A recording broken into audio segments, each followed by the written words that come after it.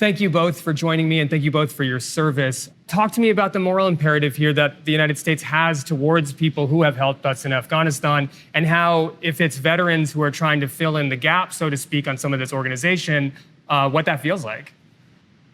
This is a total failure by the United States government. It's a total failure by the commander-in-chief. It's a total failure, really, by the American people, because this is not about the 20-year occupation of Afghanistan. It's about a humanitarian disaster that is unfolding before our eyes that is in part America's making. And I think what you're hearing from veterans is the creation of essentially an underground railroad. We have friends that are over there that are dying right now that we've served with, that we made a moral compact to. We said, we're going to have your back. If you stand up with us, America will have your back forever. And now we've yanked the rug out from under them and left them to die. Preston, I understand that you have been reaching out and are being reached out to by people on the ground in Afghanistan trying to get out. Take me through what these hours are like for you, what you're trying to do, and what obstacles you're facing. I, like so many other veterans, have been getting messages through social media. I'm receiving a Twitter message from an Afghan reaching out. He says, "My hands are shaking as I type this. The Taliban is going to kill me. I need your help." They're sending me their record of service. They're sending me certificates from all of this proud service for United States forces. And they've been stuck in bureaucratic, multi-step visa processes that just have seemed designed to fail, designed to delay, deny, and ultimately, in this case, until they die.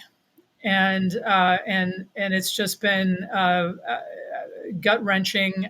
We're setting up sort of makeshift command posts in our living rooms to try to reach out to other veterans, compile data, compile their ID numbers, their documents for them, and get them on all of these lists that are circulating around. Because as of right now, the State Department just doesn't seem to have any kind of process for getting information about these Afghan allies who desperately need our evacuation. What are you hearing from your community of veterans and feeling yourself when you see the images coming out of Afghanistan, when you're hearing and receiving the messages of desperation from people trying to get out? Is it hard? Is it triggering? It sucks. It's terrible. It's ripping our guts out.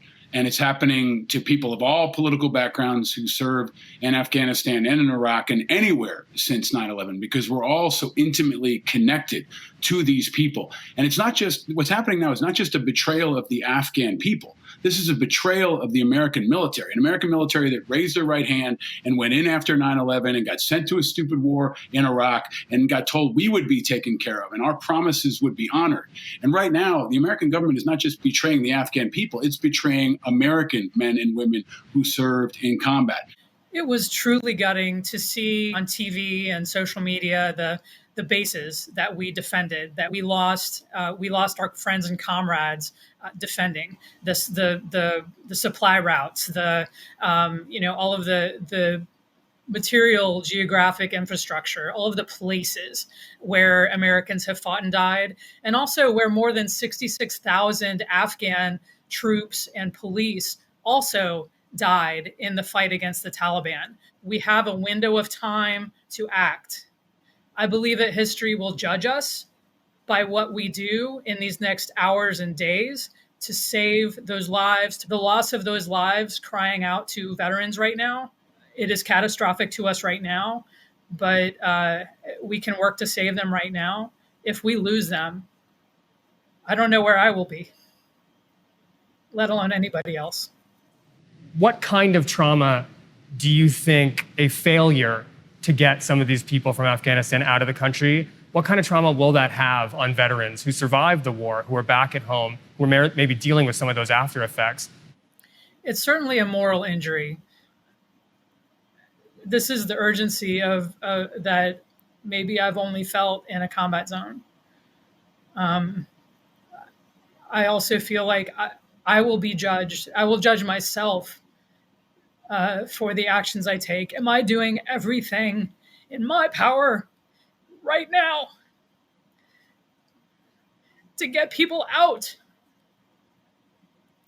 to ask people, to beg Americans, call your representatives and beg to get people out. We have the capacity. They are alive right now. Get them out. Bureaucracy can wait. Lives cannot. Thank you both for joining.